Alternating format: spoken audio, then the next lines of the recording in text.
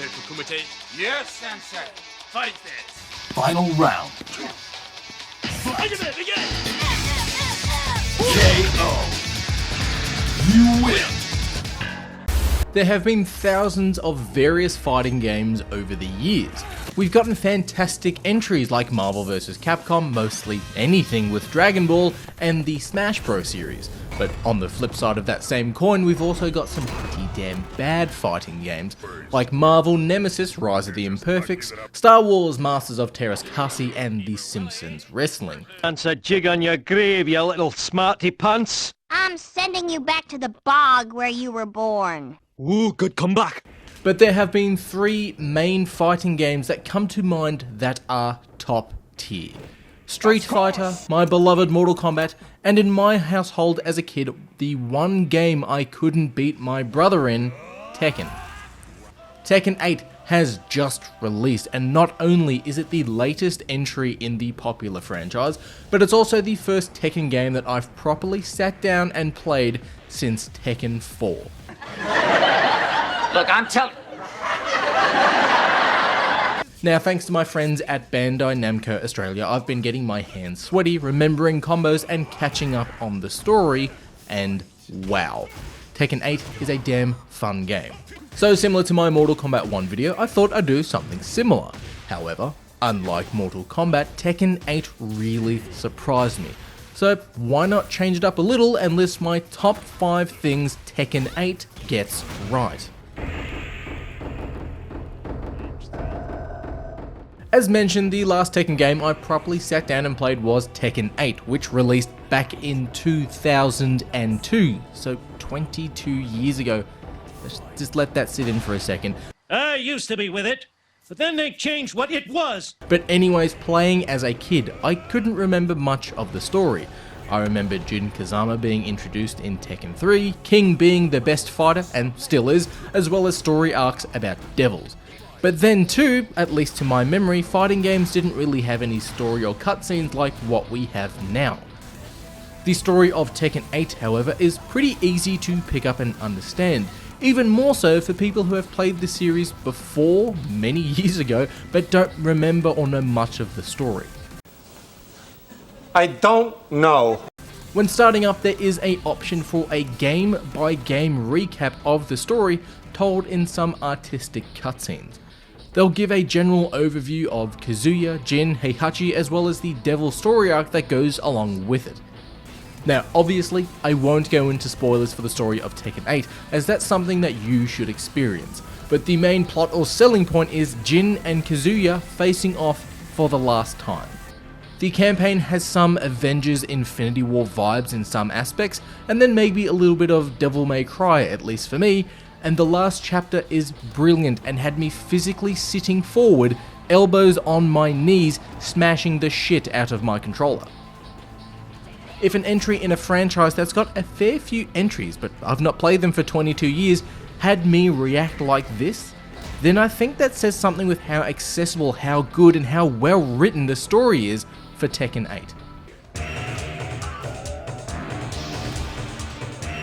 Now this one goes without saying, but for any video game, and fighting games more so, you want the gameplay to be smooth.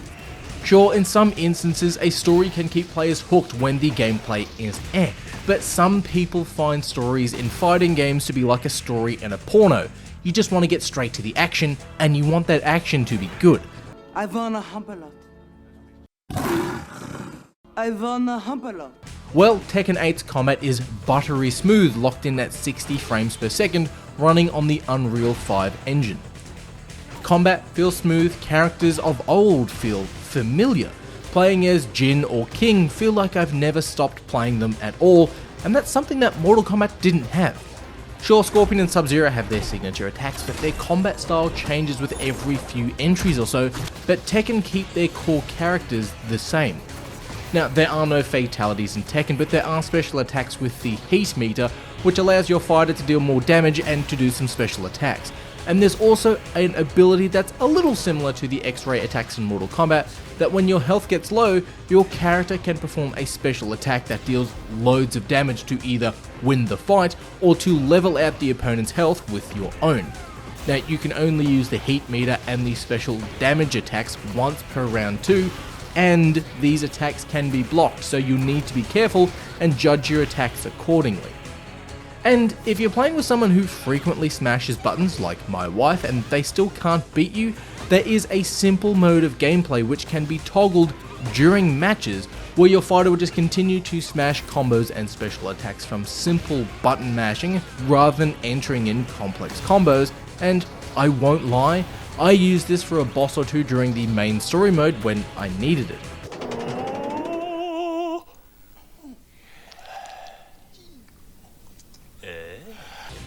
But best of all though, Tekken 8 has the return of Tekken Ball, or maybe it never left, I don't know, but I absolutely love this.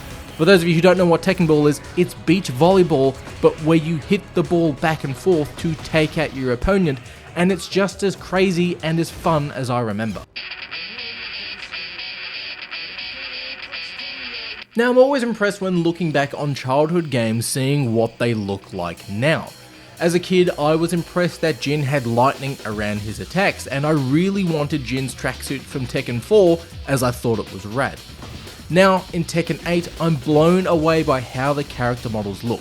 Now sure, they might be bigger and bulkier than what people generally look like in real life, and in some instances wear some interesting outfits with a large amount of belts and straps, but the character's overall style and look have remained the same. As you can see, graphically, characters look fantastic. Playing as my favourite King, you can see the veins pop out of his arm when he flexes, and after a fight and after you've taken some damage, you can see dirt and sweat on your body, and I thought that was pretty damn impressive.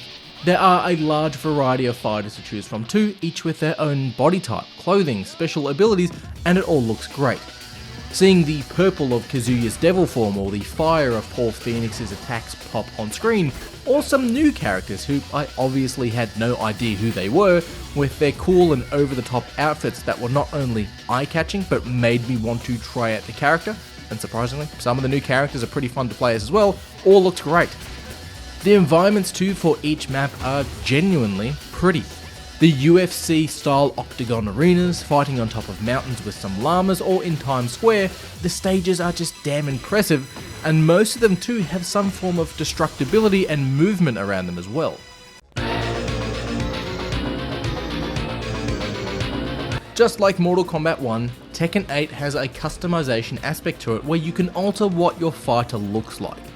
Unlike Mortal Kombat 1 though, you aren't limited to what face mask or colour shader a fighter can have, and you can completely create your own look for each fighter.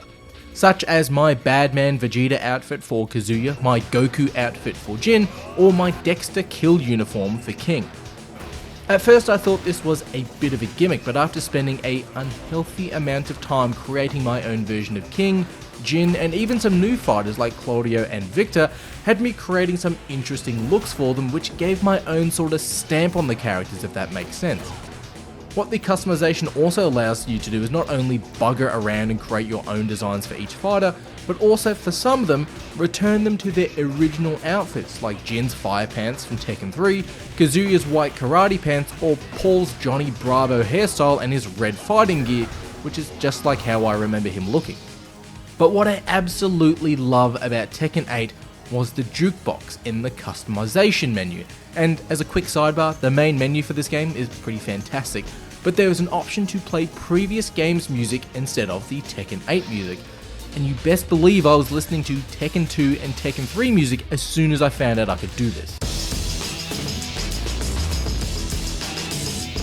But what keeps you glued to a fighting game after launch and after you've completed the main story? Sure, DLC characters can bring you back to a game, but what keeps your interest involved? Well, it's game modes outside of the main story and outside of that general arcade game mode where you face off against a few enemies, you face off against the boss, and then you get a cutscene wrapping up that character's story. Well, Tekken 8 has the arcade quest mode, where we make our own little Pokemon trainer style of character.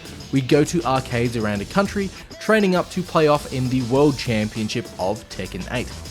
Now, at first I thought this was a little bit of a kid's side mode, Which it is. and it does feel like I'm playing a Pokemon game, as I'm fighting, leveling up, and then taking on the arcade's bigwigs to act like a gym boss from Pokemon, but surprisingly, I found myself hooked on it. You're the only one I know who's got the good stuff, and I need it bad, baby, because I feel like I got bugs crawling up my skin. Now, you gotta help me out. Not on my watch! The premise is pretty simple. It's just playing Tekken 8 with some custom designed characters. You create your own little avatar for this game mode, then you choose your favorite fighter, and for me it's King, who in my opinion is the GOAT, and then from there you face off against other arcade players and their favorite fighters. You earn money from each fight, which can be used to customize your fighter, and after you've basically beaten everyone in the arcade, you then do a little Tekken tournament in the arcade. You face off against the champion, you rinse and repeat, and you move on to the next arcade until you make it to the world tournament.